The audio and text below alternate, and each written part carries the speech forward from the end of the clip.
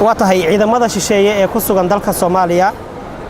ee la sheego in ay yihiin ciidamo nabad ilaalineed isla markaana ay ka mid yihiin ciidamo reer galbeed ah oo aan tiradooda la ogeyn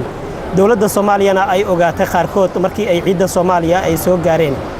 haddii dawladdu ay tahay dawlad rasmi ah waa maxay sababta keentay in ay ogaan weyso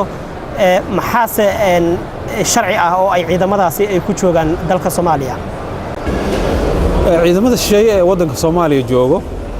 waxa weeyo waxay ku imaadeen invitation ama heshiis dawladihii Soomaaliya ama tii ku meel gaarka ahayd ama mid aan rasmiga ah ay saxiixeen ay ku imaadeen